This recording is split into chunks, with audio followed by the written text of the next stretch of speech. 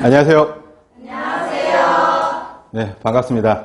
네, 오늘부터 공중보건학을 가르칠 이승훈입니다. 새 교재가 나와서 새 교재를 가지고 공부를 하시게 될 거고요. 새 교재는 우선 간단하게 말씀을 드리면은 볼륨을 좀 줄였습니다. 볼륨을 줄이고 내용을 충실하게 만들고 옛날 문제들을 좀 과감히 삭제를 했습니다. 그래서 볼륨은 좀 줄었지만 내용은 좀 더 알차지고 정오표 따로 필요 없을 정도로 아주 심혈을 기울여서 수정과 수정을 거듭해서 저는 개인적으로는 진화의 진화를 거듭하고 있는 교재라고 말씀을 감히 드리고 있는데, 아무튼지 간에 여러분들이 합격하실 때까지 함께 하실 수 있는 그런 좋은 교재가 될 것으로 믿어가지 않습니다. 그리고 첫 시간이니까 우선 여러분들이 공중보건학을 공부하는 데 있어서 유의해야 할 사항들, 이런 것들을 먼저 말씀을 드리고 어떤 데에 치중을 해서 공중보건학을 공부를 해야 할지, 그 다음에 고득점이란 말은 좀 그렇고요. 만점을 위해서 어떻게 공부를 해야 좋을지, 제가 다년간의 경력과 수험생 여러분들, 응시생 여러분들을 온오프라인에서, 인터넷에서, 시험장에서 제가 직접 마주치면서 터득한 그런 내용들을 몇 가지 말씀을 드리고 들어가도록 하겠습니다. 첫 번째로, 거창하게 말하면 뭐 출제 경향 이렇게 말할 수가 있는데, 우선 공중보건학의 최근 출제 경향이 조금 변동이 있어서 예년에 전통적으로 중요하다고 생각했던 것들은 물론이고, 제가 수업 중에 늘 말씀드리지만 중요하다고 얘기한 거를 빠뜨리고 있다가 시험에 나오면 나만 손해고, 중요하다고 생각되는 걸 외워뒀다가 혹시 안 나오면 그건 본전치기 하는 거니까 일단 중요하다고 중요 표시되어 있는 것들은 다 외우시고, 그 외에 세부적인 사항들이 많이 나옵니다. 그러니까 예를 들어서 먹는 물의 수질 기준에서 전에는 나오지 않던 아주 세세한 수치 같은 것들이 세상에 요즘에 출제가 되고 있어서 그런 것들까지 다 외워야 하나 생각을 하겠지만, 뭐 외워야지 어쩌겠습니까? 별 도리가 없고, 두 번째는 예전에 안 나오던 그런 새로운 개념들이 있어요. 예를 들어서 성인병을, 뭐 성인병 이렇게 얘기하면 아마추어고, 우리는 뭐라고 해야 되죠? 퇴행성 질환, 만성 질환 이렇게 얘기를 해야 되는데, 그것보다 좀 더 비감염성 질환 이렇게 말을 해야지 더 맞겠죠. 비감염성 질환의 진단 기준이 바뀐 거, 이런 것들 출제가 되고, 그 다음에 첨예한 이슈가 되는 것들도 있어요. 미세 플라스틱 문제라든지 아니면 가습기 살균제 문제 같은 것들이 지금 간간히 출제가 되고 있어요. 이런 것들까지도 공부를 해줘야 되는 그런 부분들이 있습니다. 그리고 마지막으로 바뀌는 법령, 이게 또 되게 중요해서 소음 진동에 관한 법률 같은 것들은 이제 나온 지 한참 됐고, 최근에는 빛공해에 관한 문제도 출제가 되고 있으니 이런 것들까지도 다 감안을 해서 공부를 하셔야 하고, 저희 교재에는 이런 것들이 다 들어 있습니다. 첫 번째는 이제 경향을 좀 파악을 하고, 그리고 이제 공부를 시작을 해야 되는데, 두 번째로는 시험에 대한 좀 분석을 어차피 하고 있으니까 시험에 대한 분석을 해야 우리가 좀 더 영악하게, 스마트하게 시험에 접근을 할 수가 있는 거죠. 두 번째는 그래가지고 공부하는 방법을 우선, 뭐 단순 암기 과목이긴 해요. 공중보건학이 누구나 다 접근 가능한, 어떤 전공을 했더라 할지라도 쉽게 접근할 수 있는 그런 과목이기는 한데, 그렇다고 해서 단순 암기라고 해서 무작정 다 외우는 그런 방법은 너무 피로도가 빨리 오고 진도가 잘 안 나가는 경우가 있거든요. 실제로 인강을 들으시는 분들은 저를 직접 보실 기회가 잘 없기는 하겠습니다만은, 실제로 오프라인에서 또는 제가 시험장도 굉장히 많이 가거든요. 1년에 거의 한 6, 7군데 정도는 시험장을 가는데, 거기서 만나는, 또는 인터넷 카페에다가 이제 고민을 토로하시는 수험생들의 이야기들을 들어보면 가장 많은 고충이 뭐냐 하면, 몇 회독을 하고 진도를 다 나가고 중요하다고 얘기하는 중요사항은 다 내가 외웠는데도 불구하고 막상 시험을 보니까 고득점이 안 나오더라는 거죠. 그런 것들이 이제 단순 암기에 치중했다던가 아니면 문제 함정에 빠져서 문제를 위한 문제 또는 변별력을 주기 위한 그런 문제의 함정에 빠져가지고 고득점이 안 나오는 경우들이 꽤 있다라는 거죠. 우선은 이론인데 이게 이과적인 이론을 조금 공부를 하셔야 됩니다. 이건 공부라고 하기에는 좀 뭐하고 상식적인 내용이거든요. 이게 공중보건학의 챕터를 지금 보시면 저희 교재가 챕터 1부터 챕터 15까지 쭉 나열이 되어 있는데 이과적 내용이 한 60% 가까이 됩니다. 그렇다고 해서 뭐 공학적인 계산을 해야 된다거나 화학 반응을 뭐 알고 있어야 된다거나 반응식을 파악 이런 것들은 아니고 상식적인 수준의 이과적 마인드 그런 저변이 조금 있어야 가능하다라는 거죠. 근데 이제 우리가 이제 공부를 하다 보면 내가 잘 익숙하지 않았던 과목이라든가 배우지 않았던 과목들은 아예 나는 잘 몰라 이러면서 덮어버리거나 그냥 다 외우면 되겠지 뭐 이런 식으로 공부를 하시는 경우들이 꽤 있는데 간단한 상식적인 그런 그 이론의 베이스만 깔아놓으면은 공부가 굉장히 수월해지고 암기할 것이 굉장히 줄어드는 그런 요령이 생기는 기적이 생깁니다. 그러면은 진도도 빨리 나가고 심지어는 공부하지 않았던 부분에 문제가 나오는데 문제와 보기들의 면면을 보아하니 얼마든지 내가 알고 있는 기본적인 상식으로 유추해서 답이 나오는 그런 문제구나 하는 것들이 꽤 있거든요. 그래서 이과적 이론을 토대로 한 암기, 이해하고 암기하자 이런 부분들을 첫 시간에 강조를 드립니다. 이게 굉장히 중요해서 잘 잊어먹지도 않게 될 뿐더러 외워야 될 내용이 확 줄어드는 그런 수월한 공부 방법이 될 수가 있습니다. 그리고 이제 마지막으로 저는 방금 전에도 인사 한 말 할 때 말씀을 드렸지만 여러분들이 합격하실 때까지 함께 할 겁니다. 저는 요 한 과목만 전문적으로 분석하고 연구하고 공부하고 해서 여러분들에게 답을 알려드리고 공부를 같이 하는 그런 선생이기 때문에 네이버에 인터넷 카페가 있어요. 이게 네이버에 검색을 하시면은 공중보건 환경보건 스터디 이렇게 한글로 검색을 하시면 제 캐리커처가 대문에 딱 나와 있는 카페가 나오거든요. 그러면은 가입을 하시면 뭐 등업 절차 뭐 이런 것 복잡하게 필요 없이 바로 질문을 올리실 수 있고 그리고 더 중요한 거는 질문 게시판이 검색이 가능하세요. 이게 2013년부터 계속 연중무휴로 진행을 해오고 있는 그런 질문방이기 때문에 질문방이 어느 정도는 공중보건학의 지식인화 되어 있어서 검색만으로도 여러분들이 원하시는 자료를 찾으실 수 있는 그리고 여기 있는 질문방에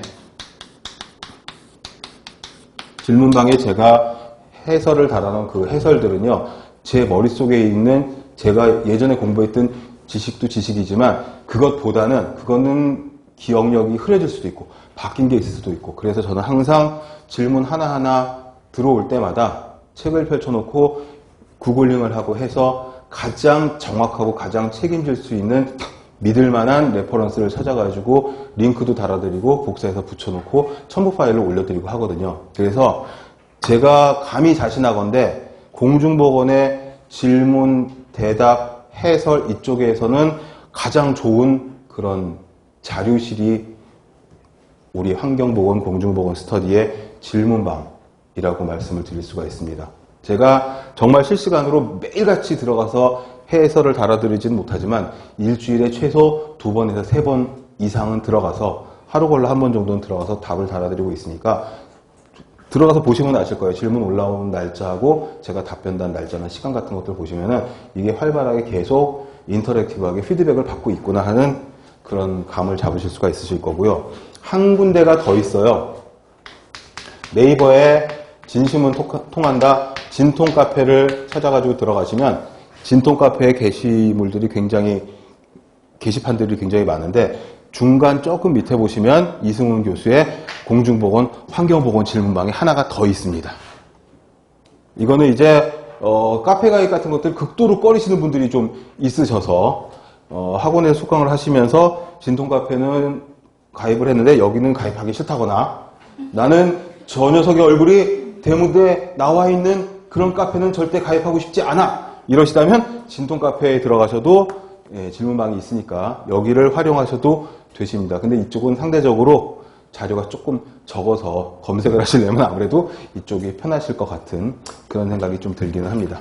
해서 여러분들의 시작과 끝까지 그리고 제 강의는 이런 세부적인 내용들 바뀌는 내용들, 시각각으로 바뀌는 내용들 이런 업데이트된 내용들을 가지고 수업을 시작을 하는데 누구나 다 공부를 손에서 뗀 지 한참 되신 분들까지도 같이 이해하고 공감하고 넘어갈 수 있도록 용어 하나하나, 단어 하나하나부터 의미와 뜻을 찬찬히 설명을 해드리고 시작을 합니다. 그러니까 한 페이지 한 페이지 한 줄 한 줄 넘어가면서 모르는 용어가 나오거나 이러지 않도록 용어가 어색하거나 그 개념을 정확하게 파악하지 못하고 있으면 아무리 책장을 10페이지, 100페이지 넘어가도 머리에 잘 들어오지가 않잖아요. 진도도 빠르게 나가지가 않고 하니까는 용어에 대한 뜻, 이것부터 차근차근히 설명을 하면서 진도를 나갈 겁니다. 그렇게 되면은 이게 결국에는 진도가 훨씬 빨리 나가는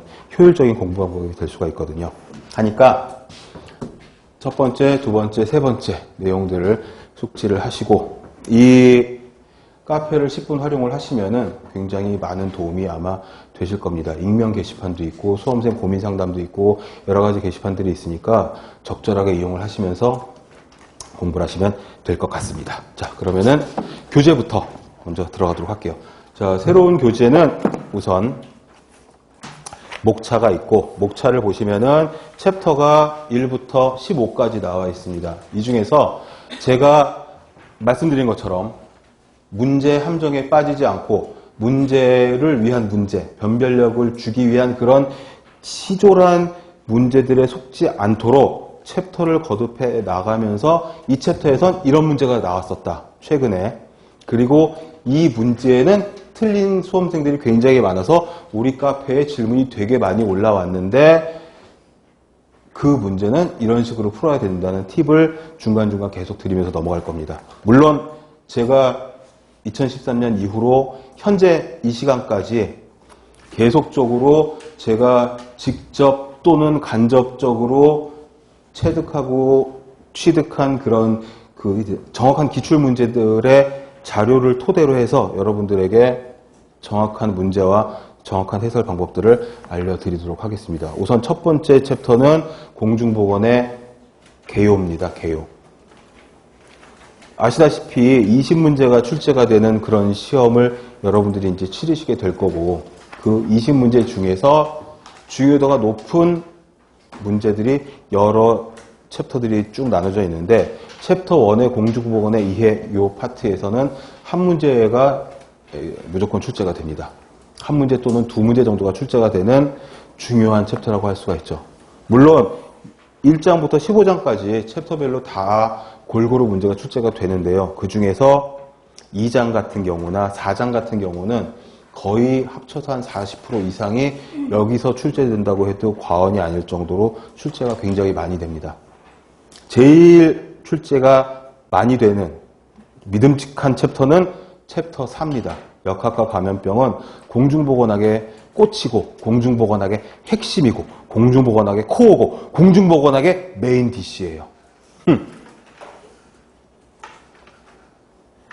그죠? 웃으시는 분들은 전혀 어색하지 않아서 웃는 거죠. 제가 또 저럴 줄 알았어. 이렇게 생각을 하고 흐뭇하게 웃으시는 거죠. 근데 아무튼지간에 4장이 가장 중요합니다. 공중보건학은 시작이 역학이고 끝도 역학입니다.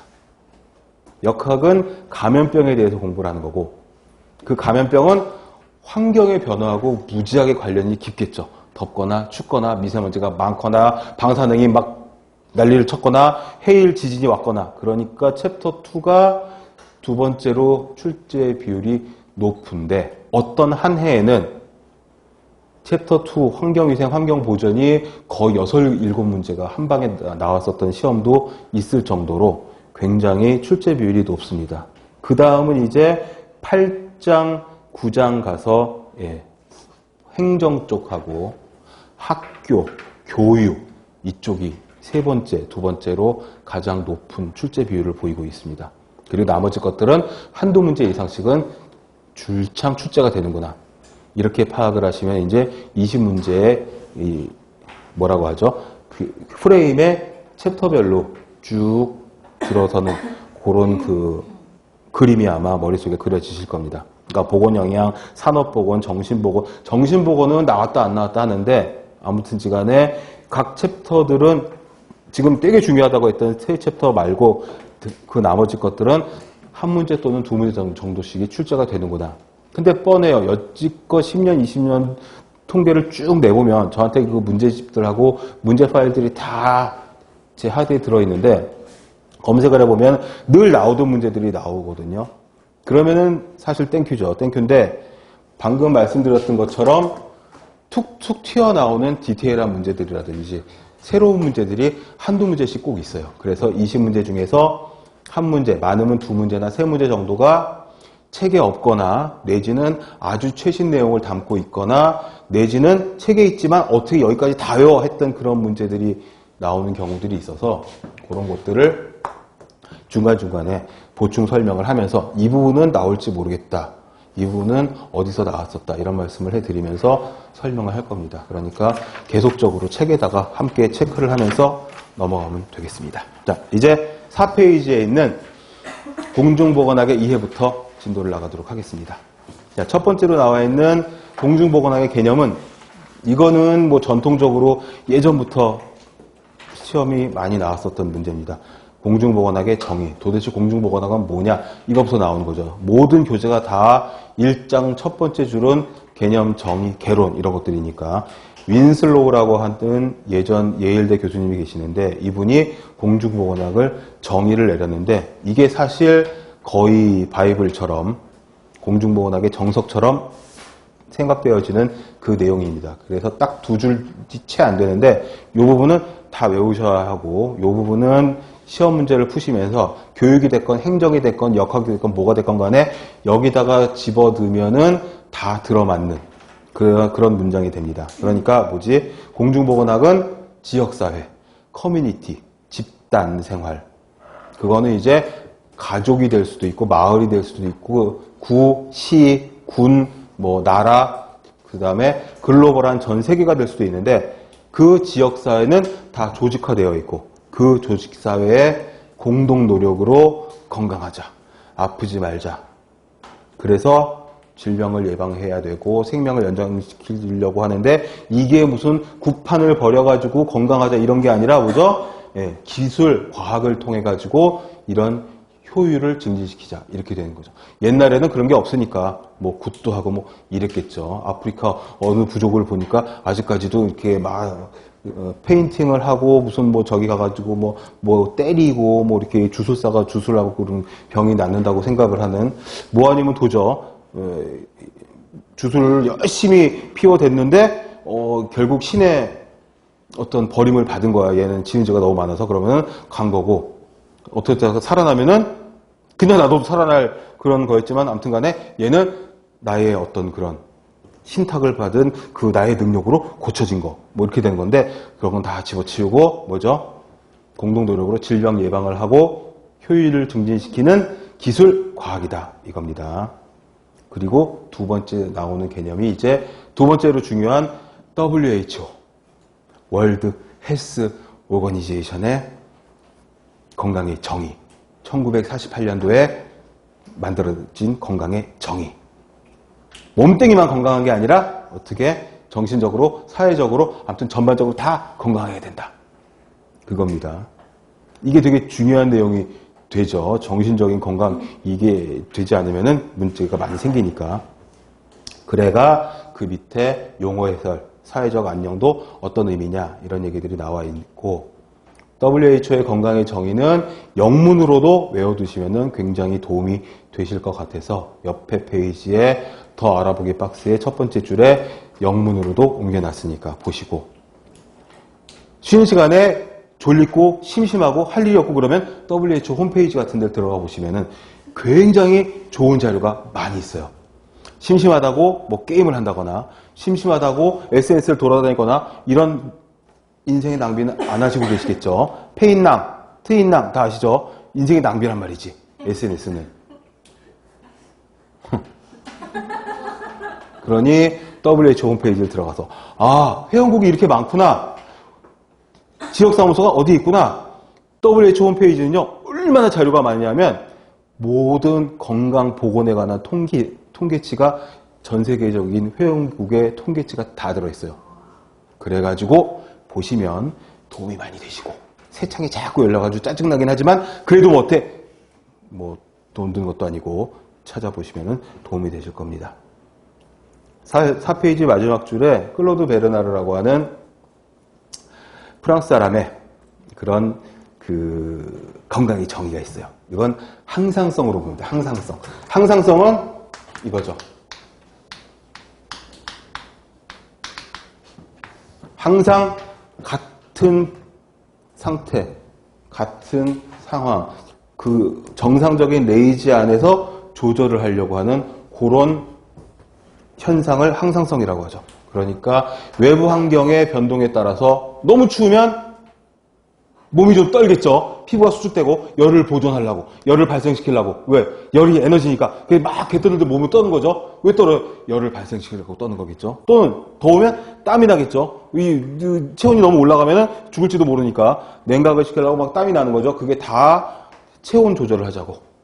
심장이 흥분하면 빨리 뛰고 뭐 약간의 차이는 있지만 그래도 멎으면 안 되니까 심박수를 조절해주고, 혈당도 정상적인 레인지 안에서 혈당이 너무 높아지면 소변으로 막 설탕이 나오겠죠. 포도당이, 그 귀중한 포도당이 설탕은 아니고 포도당이, 그쵸? 우리가 먹는 건 다 뭐예요? 그 포도당 한번 만들어 보자고 먹는 거 아니야 지금. 근데 그 포도당이 오늘 분위기가 너무 좋은데요. 그 포도당이 소 한 마리 잡아서 요만큼밖에 안 나온다는 안창살 같은 그 포도당이 소변으로 줄줄 빠지면은 몸이 죽는다는 거야. 그러니까 어떻게 허리가 42인 사람이 2달 만에 24로 주는 기적을 제가 봤어요. 페트병에 들어있는 달디 다른 음료수를 하루에 4통씩 마시고, 근데 당뇨야, 이 젊은 사람이. 29밖에 안 됐는데 허리가 40이었어요. 근데 한 2달도 안 걸렸어. 한 40일 만에 그렇게 줄더라고요. 그러니 부러워할 게 아니라 그건 거의 죽음으로 가는, 그죠? 머리끝부터 발끝까지 온갖 합병증을 가지고, 저등병이잖아요. 그 3대 저등병 있잖아. 당뇨, 치질, 무좀? 이거 영상도 찍는데 이러면 안 되는데 하든 보러 어디 가나. 아무튼 간에 이 세 가지가 불치병이죠. 불치병. 평생 조절해야 되는 거. 치질도 완치가 거의 없다죠. 단일 항목으로 뭐죠 그거? 수술 횟수가 가장 많은 게 전 국민의, 그게 치질, 치루, 치해. 전 국민의 30%가, 성인 남녀의 30%가, 이 중에서도 30%가 가지고 있다는 치질, 치루, 치해. 그 셋 중 하나. 아무튼 좌식 생활을 하니까 얘기가 잠깐 샜는데, 아무튼 간에 호메오스테이시스는 클로드 베르나르. 자, 공중보건학을 공부하실 적에 처음 하시는 분들도 마찬가지지만 사람 이름이 나오면 그 사람이 무슨 말을 했는지, 무슨 업적을 쌓았는지, 언제적 사람인지 연도가 써 있다면 필요해서, 중요해서 교재에 나와 있는 겁니다. 그래서 외워두셔야지 되겠습니다. 시험 문제 쪽에 가장 좋은 문제가, 출제자들이 제일 선호하는 문제가 연도별로 쭉 섞어놓고서 순서대로 맞는 것을 고르시오. 이런 문제가 가장 좋고, 수험생 입장에서는 전부 다 속속들이 외우고 있어야 답을 낼 수가 있는 거니까 사람 이름, 연도, 그 사람의 업적 나오면 무조건 중요 표시하고 체크를 해 두시기 바랍니다. 언제 나와도 나와요. 아까 말씀드렸지만 내가 외웠는데 안 나온 건 그냥 서운하면 끝이야. 근데 대충 외웠는데 나와버리면 첫 페이지에 왼쪽 페이지 하단에 있었는데 어디에 있었는지 알아. 근데 연도가 기억이 안 나는 거죠. 그러면은 이제 나만 손해다. 이렇게 보시고 5장으로 5페이지로 가시겠습니다. 5페이지에는 이제 건강 영역과 불건강의 영역, 그게 그래프로 나와 있는데 뭐 굳이 중요하다거나 꼭 외워야 한다거나 그런 그래프는 아니고 일단 출생으로부터 나이 먹어서 노령으로 갈 때까지의 이 항상성이 유지되는 영역, 항상성이 깨지거나 저기가 넘어가면 질병에 걸리는 거죠. 그쵸? 혈당도 딱 아까 당뇨 얘기가 나왔지만 혈당이 조절되는 범위가 있는데 이걸 넘어가 버리면 오버플로우 돼가지고 소변으로 다 나와버리는 거고, 그래 버리면은 그 좋은 포도당을 몸에서 이용하지 못하니까 몸에 있는 지방이나 단백질을 막 분해해서 포도당 만들어서 쓰려고 하니까 몸이 점점 축락이 되는 거고, 면역력 떨어지고 지혈도 안 되고 상처 회복 안 되고 이러니까 여러 가지 합병증이 생기는 거거든요. 그게 바로 이제 질병 영역이 되는 겁니다. 더 알아보기 박스에는 WHO를 좀 더 깊게 보시라고 WHO의 건강의 정의를 영문으로 적어놨고요. 그 다음에 두 번째 내용엔 뭐가 있냐면은 WHO가 창립 50주년을 맞아서, 그것도 한참 됐죠. 98년인데 98년도에 새롭게 리뉴얼해서, 그런 의미죠. 건강의 정의를 현대적으로 한번 해석을 하자 해서 영적 복지까지 한번 이야기한 적이 있었어요. 그게 50주년의 건강의 정의입니다. 98년도에 있었던. 그리고 여러분들이 외워야 될 것은 뭐냐면은 첫 번째 페이지에 있는 공중보건의 건강의 정의, 이거 질병이 없거나 완전한 상태이다.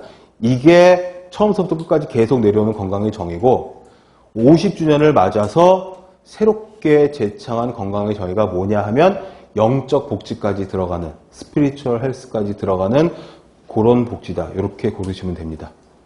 WHO 홈페이지에 들어가시면 대문에 써 있어요. 1번에 있는 Health is Complete State of 쭉 이게 나와 있어요. 그러니까 건강의 정의가 바뀐 건 아니고 98년도에 50주년을 맞이해서 한번 스페셜 버전으로 제창한 게 요 건강의 현대적 정의다. 이렇게 생각하시면 되고, 그 영적 복지가 도대체 뭐냐, 스피리추얼 헬스가 뭐냐, 이게 의견이 되게 분분했었는데 해석하기를 종교적 차이에 의한 차별을 받지 않을 그런 권리도 포함하는 게 아니냐라고 우리가 생각한다는 거죠. 영혼의 건강, 종교가 다르다고 해서 차별하지 말자. 다 건강할 권리가 있다. 뭐 이렇게 되는 거겠죠. 그리고 그 밑에 보면 예전에 한 2번 정도 문제가 나왔었는데 WHO에서 세계보건의 날, 이게 언제죠? 4월 7일이란 말이죠. 4월 7일 날 항상 그 해에 가장 중점적으로 해야 할 보건사업, 전 세계적인 보건사업을 발표를 해요. 그게 2013년에는 뭐였냐면 Control Your Blood Pressure. 뭐야? 혈압을 조절합시다. 2014년에는 벡터본 디지즈, 이건 감염병을 말하는 거죠. 전염병. 옛날에 전염병이라고 했던 거. 2015년에는 식품위생, 2016년에는 당뇨 퇴치, 당뇨를 때려부시자, 뭐 이거죠. 그 다음에 2017년에는 디프레션, 우울증. 그러니까 얘기합시다. 렛츠톡 이거였는데 2018년은 모두를 위한 건강, 전부 다 건강해집시다. 함께 건강하자가 슬로건이에요. 안 써있나요? 네. 함께 건강하자. 2019년 4월 7일에는 안 써있죠. 똑같아요. 바뀌지 않았어요. 2018년과 2019년의 공식 슬로건은 전부 Health for All, Universal Health Coverage. 전 세계적인 건강의 커버리지. 건강의 뭐라 그래야 돼요? 아무튼 다 건강하자는 거죠. 그렇게 해가지고 외워두시면 좋겠습니다. 매년 바뀌었는데 2018년, 2019년은 바뀌지 않고 Health for All, 함께 건강하자, Universal Health Coverage 이렇게 되어 있으니 이것도 체크를 해두시면 좋겠습니다. 이런 문제가 나온 지가 꽤 됐어요. 한 5, 6년 이상 된 것 같으니까 앞으로 나올 확률이 좀 있을지 모르겠습니다. 5, 6년이나 7, 8년 간격으로 해서 이게 똑같은 문제가 나오는 경우들이 꽤 있거든요. 사실은 이게 기술직 공무원의 공중보건학 과목은 전공 과목이다 보니까 비공개 문제고, 비공개 문제들은 전부 다 문제 은행에서 넣었다 뺐다 하는 그런 문제들이 꽤 많기 때문에 제가 자료에 대한 욕심이 굉장히 많이 있어가지고 보면 다 긁어오고, 내지는 제가 치고 직접 치고 사진 찍고 막 어떤 경로를 통해서든지 다 끌어 모아가지고 하드에다가 쫙 소트 시켜가지고 한 번씩 찾아보는데, 모르는 문제가, 처음 보는 문제가 나온 것 같아서 제 데이터베이스에서 검색을 해보면 이게 99년에 2003년에 뭐 이런 식으로 뚝뚝 튀어나오는데 보기까지 똑같은 문제들이 꽤 있어요. 그래서 말씀을 드리건데, 예전에 몇 년 전에 나왔었던 개념이 요 공식 슬로건이거든요. 요것도 체크를 해두시면 앞으로 나올 확률이 있지 않겠나 생각이 되는 거고요. 다음 페이지에는 건강의 결정 요인이 나오는데, 이 그래프가 그대로, 이 동그란 원 그래프가 그대로 나오는 것은 아니고 말로 바꿔서 시험에 가끔 나옵니다. 뭐냐 하면, 건강을 결정짓는 가장 중요한 요인이 뭐냐, 이거 중요하잖아요. 파고도공원에 앉아 계시는 머리와 수염이 전부 하얀 95세가 넘은 어떤 할아버지는 하루에 담배를 3갑씩 줄담배로 태우시는데, 사진을 찍어보니까 폐가 젊은이의 폐보다 더 싱싱하시더라는 거죠. 예외가 있을 수가 있지. 제가 아는 또 어떤 형님은 성격이 너무 유하시고 저 같지 않고 착하고 느긋하고 짜게 달게 또는 술도 담배도 안 하세요.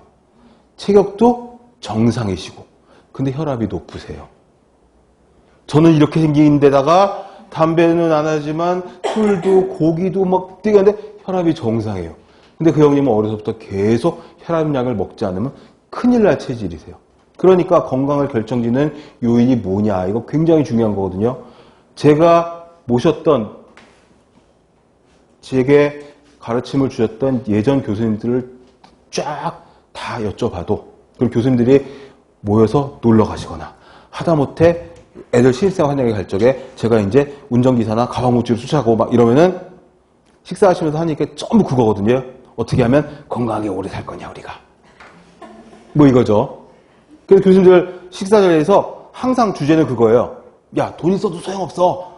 이제 우리는 시간과 돈이 생겼잖아. 근데 몸이 안 따라주는 거야. 그러니까 놀 때도 젊어서 놀아야 돼. 그 교수님들이 전부 다 생명과학이나 이쪽 전공하신 교수님들이신데 그러세요. 인간의 생물학적인 나이가 120년이라는 겁니다. 그러니까 장수하면 120년 이상을 살아야 되는데 실제로는 절대 그렇게 못 살고 있는 거죠. 환경이라든지 공해라든지 또는 뭐 여러 가지 그 본인의 스트레스라든지 질병이라든지 이런 것들 때문에 그나마 60에서 요즘에는 기대수명, 평균 수명이 87, 8세, 9세 정도까지 올라갔잖아요. 평균적으로 우리나라 국민의. 그러니까 가장 궁금한 건 그거예요. 얼마나 아프지 않고 오래도록 살 수 있느냐. 그러니까 그 건강을 결정하는 주요 요인이 뭐냐? 동심원의 가운데 들어있는 게 가장 중요한 요인입니다. 연령이나 성이나 제도적인 요인. 연령은 그 중에서 가장 중요한 요인입니다. 나이에 이길 장사가 없다는 거죠. 연령, 그 다음에 성, 남성, 여성.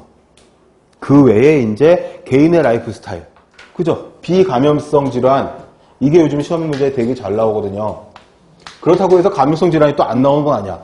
얼마나 웃기냐면 장치부스 콜레라 이런 것들 누가 요즘 아파가지고 그러는데 국민들이 죽나요? 아니잖아. 약만 먹어도 다 낫는 질병인데 걔네들의 뜬금없는 히스토리. 몇 년도에 발견되어서 어느 나라에서 몇 년도에 최초 발견된 이후로 뭐 이런 얘기가 나오거든요. 그걸 누가 공부하냐고. 근데 그런 문제가 이제 나온다는 거죠. 그리고 특히나 비감염성 질환이 많이 나오는데 이 비감염성 질환은 이거 개인의 라이프 스타일, 생활 습관병. 이제 좀 있으면 연휴가 다가오는데 우린 딱 2개만 있으면 되는 거죠. 스마트폰과 리모컨. 그래가지고 소파와 한 몸이 돼가지고 절대로 안 일어나는 거죠. 밥 먹을 때 화장실 갈 때 빼놓고는. 그 채널을 막 돌리다가 잠깐 정주고 보다가 바꿔야 될 것 같아. 내가 싫어하는 애가 나왔거든? 근데 리모컨을 못 찾겠는 거지. 일어나면 되는데 절대 못 찾는 거죠. 막 옆구리에 껴있고 막 그런 거죠. 고개를 돌려보고 일어나 보면, 아, 여기 있었어. 그런데 절대 안 찾아지는, 막 이런 거. 그게 이제 라이프 스타일. 그 다음에 사회나 지역의 네트워크, 노동 환경, 실험, 뭐 여러 가지 스트레스를 줄 수 있는, 유형, 무형의 스트레스를 줄 수 있는 그런 그 사항들이 건강의 결정 요인이 된다. 그래프 밑에 보시면은 반복된 내용이 나옵니다. 공중보건의 목적은 결국 생명 연장, 질병 예방, 효율 증진, 뭐 신체적 건강적 효율. 그리고 공중보건은 어떻게 해야 되느냐? 결국 공동의 노력이 필요하다. 네, 공중보건의 단위는 지역사회니까, 커뮤니티니까. 나 혼자 잘 살자, 우리 가족만 잘 살자. 이거는 일반 의학이 되는 거죠. 공중보건학은 다 같이 건강하자는 겁니다. 사회를 이루고 살고 있으니까 우리가. 그래서 윈슬로우 교수의 이야기도 커뮤니티 얘기가 들어가 있고요. 그러니 공중보건 사업의 대상은 전 국민, 그러니까 마을 사람들, 전 국민, 나아가서는 전 세계, 글로벌한 전 세계 사람들이 되는 거죠. 그러니까 우리만 잘 살고 잘 먹고 우리가 선지고 이게 아니라 어떻게 앞으로는 제3세계 국가나 아프리카나 이런 저기도 다 도와주고 그러자고 이야기가 되는 거고. 마지막으로 양쪽 괄호 6번에 보시면 앤더슨의 3대 요소가 나옵니다. 이건 뭐냐면 공중보건을 하기 위해서 꼭 필요한 게 있다. 첫 번째는 행정, 그 다음에 교육, 그 다음에 법규가 필요하다. 시험 문제는 이렇게 나오죠. 셋 중에서 가장 중요한 건 뭐냐? 따지자면 교육이고요. 또는 4개나 5개를 쭉 늘어놓고 앤더슨의 공중보건 행정수단으로 맞게 연결된 것은 이렇게 찾기도 하니까 1, 2, 3번에 있는 행정과 교육과 법규를 다 외우시고 각각의 세부 내용들 어떤 게 가장 효과적이고 이건 왜 필요한지 내용들을 알아두시면 문제 푸시는데 전혀 문제가 없겠다. 첫 번째, 행정이 필요합니다. 왜 그러냐 하면 우선 제도가 있고 그 제도를 수행하고 그 제도를 실행을 하려면 행정적인 내용이 필요하다는 거죠. 법규를 집행을 해야 되는. 그 다음에 이제 두 번째로 교육이 필요합니다. 교육은 뭐냐면 뭔가를 조장하는 거죠. 뭔가를 자꾸 인스파이어 시켜가지고 이렇게 하도록 조장하는 게 바로 필요한데 그게 교육을 통해서 그죠? 교육이 얼마나 중요하냐면 행동의 변화를 일으키기 때문에 밖에 나갔다 들어와서 손을 닦으세요. 그러면 병에 안 걸려요. 배가 안 아파요.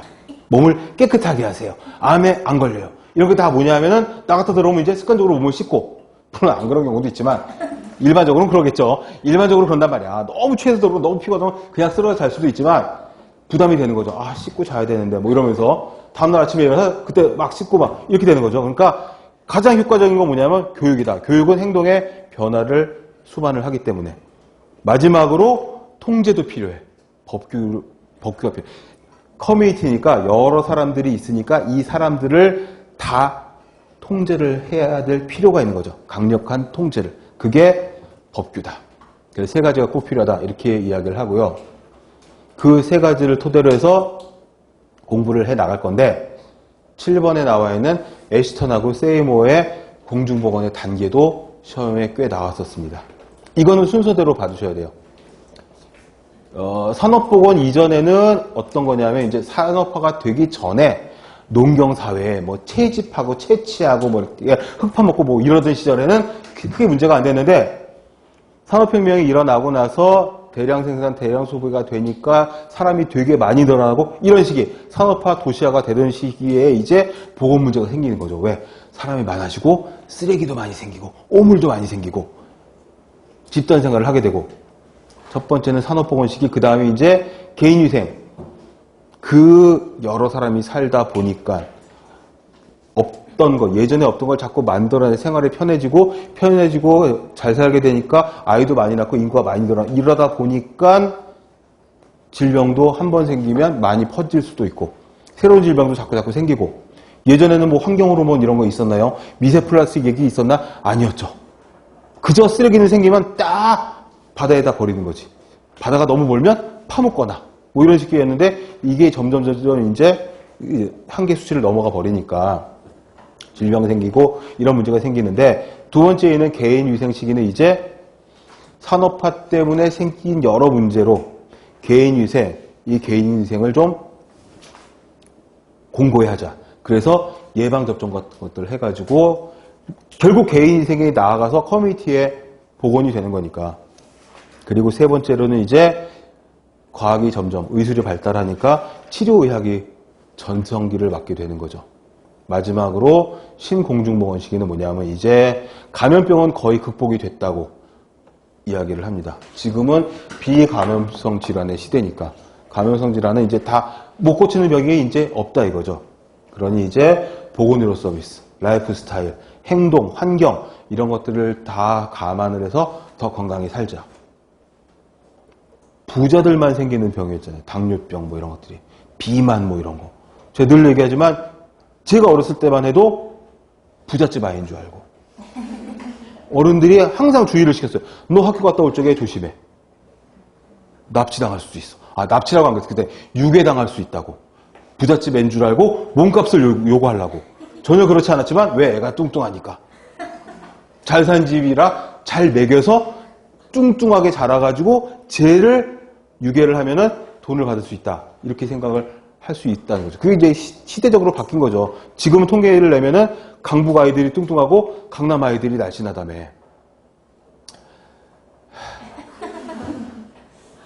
저는 계속 강북에 살고 있는데 아무튼 그렇습니다. 그리고 두 번째 파트로 넘어가서 공중보건학 관련 학문들이 여러 가지가 있는데, 말씀드린 것처럼 공중보건학은 집단생활과 인간생활과 관련된 거의 모든 과목들이 다 시험 범위예요. 그러니까 왜 이게 여기서 나왔어? 형이 왜 거기서 나와? 그것처럼 이 문제가 왜 여기서 나왔지? 나올 수 있어요. 공중보건학이니까. 뭐든지 다 나올 수 있는 게 공중보건학이라니까. 그래서 공중보건학과 가장 관련이 깊은 건 의학이고 보건학이고 예방의학, 역학 이런 것들인데, 그게 이제 전통적인 의학하고의 표로 만들어 놓은 거고요. 그 밑에 보시면은 예방의학하고와 공중보건학과의 관계, 공통점이 굉장히 많은데 차이점이 또 있어요. 예방의학은 다분히 개인적인 그런 내용들이 들어가고 치료 쪽이 많이 들어가요. 근데 공중보건학은 아무래도 개인보다는 커뮤니티고 집단이고 그 다음에 예방 쪽이 들어가고 시행하는 책임을 가지고 있는 부분도 개인 가족의 예방의학이라면 공중보건학은 아무래도 공공조직, 사회적인 조직 이런 것들이 됩니다. 그렇기 때문에 이 전통의학과의 비교, 예방의학과의 비교, 그리고 지금 제대로 된 표가 지금 간단한 표지만 처음 나왔는데 책에서 표가 일단 나오잖아요. 그러면은 표 안에서 생각을 하셔야 됩니다.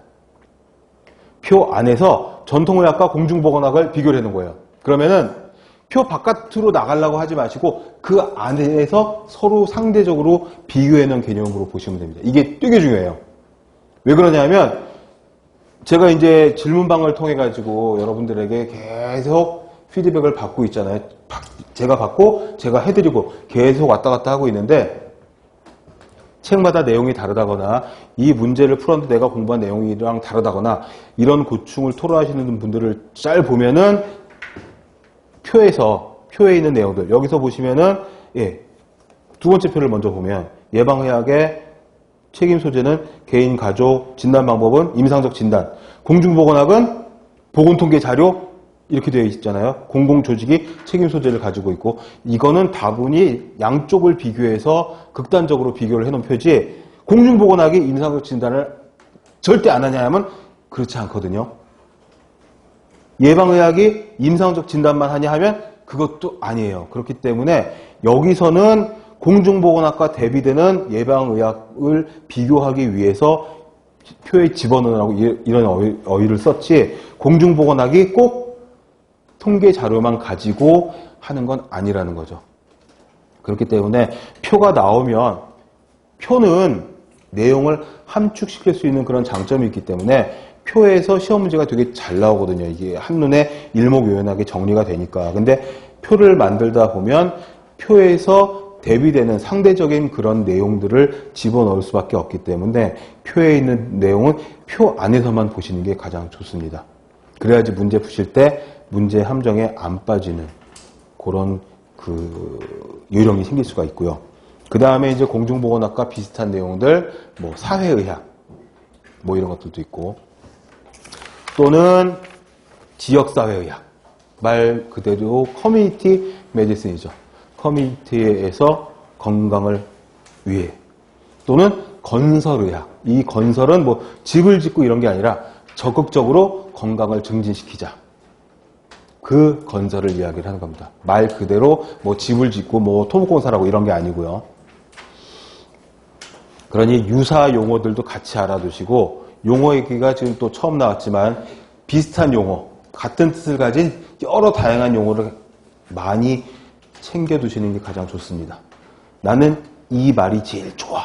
이것만 보시는 게 아니라 커뮤니티의학, 건설의학, 뭐 지역사회학 여러 가지 용어가 있다고 하면 그것도 다 뭉뚱그려가지고 이게 다 공중보건학과 비슷한 의미를 가지고 있어 라고 생각을 하시고, 그런 용어들이 앞으로 굉장히 많이 나올 거거든요.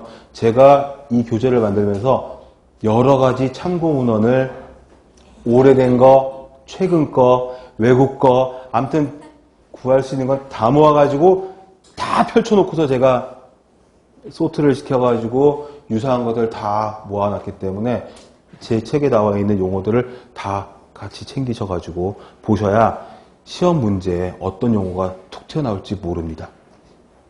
비근한 예로, 그게 작년이었나 재작년이었나 아무튼 어떤 문제가 나왔는데 이 문제는 답이 두 개라고 생각을 했어요. 그래서 수험생들과 제가 이의 제기를 막 했어요.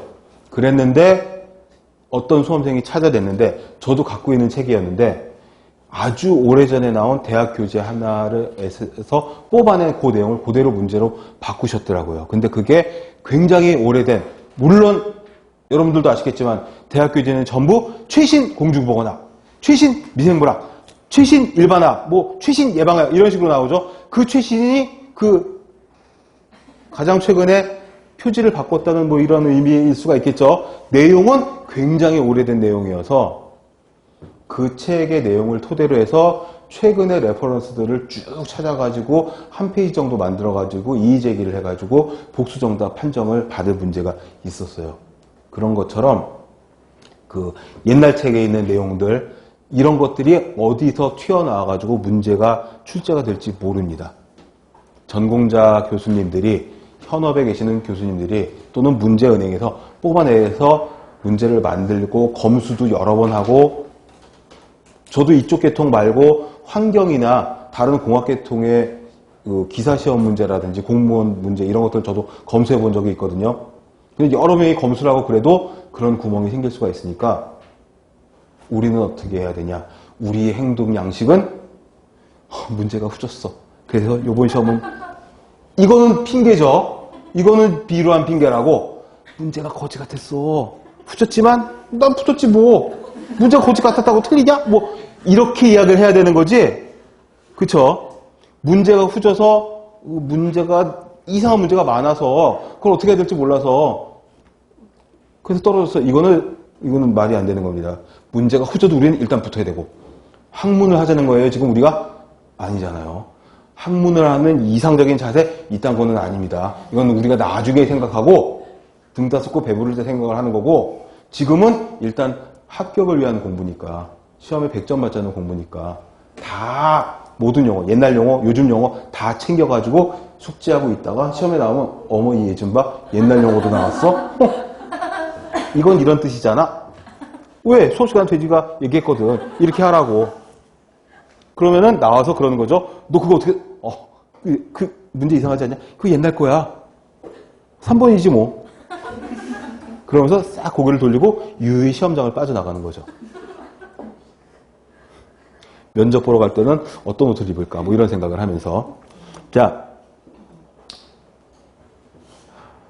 그 밑에 있는 공중보건학의 내용을 보시겠습니다. 공중보건학의 학문적인 성격은 우선 전체 주민, 커뮤니티의 건강을 보는 거다.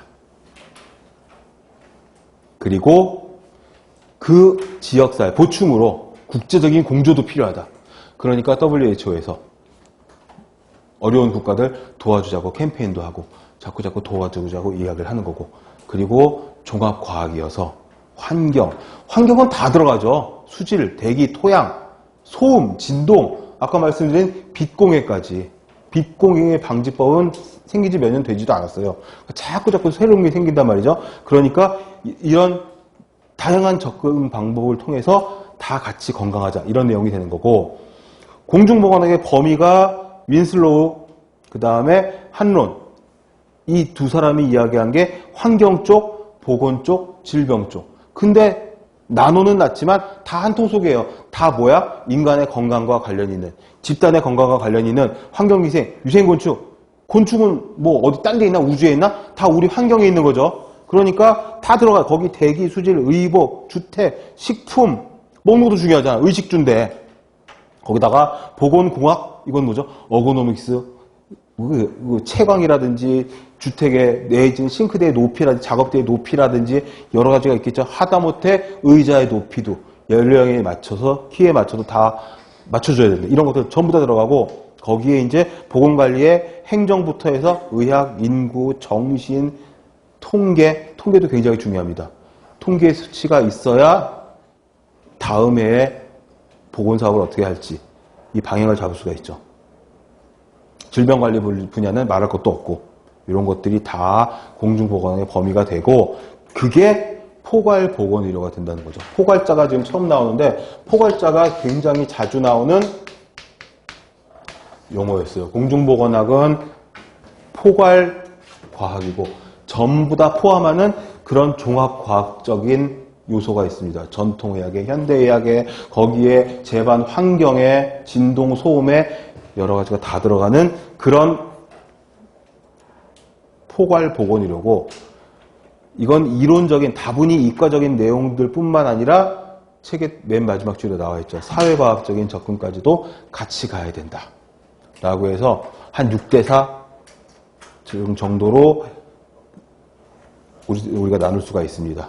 이과적인 내용하고 어떤 그 문과적인 내용하고. 그래가지고 여기까지 보시고 잠시 쉬었다 들어와서 9페이지에 있는 공중보건의 방법부터 진도를 나가도록 하겠습니다.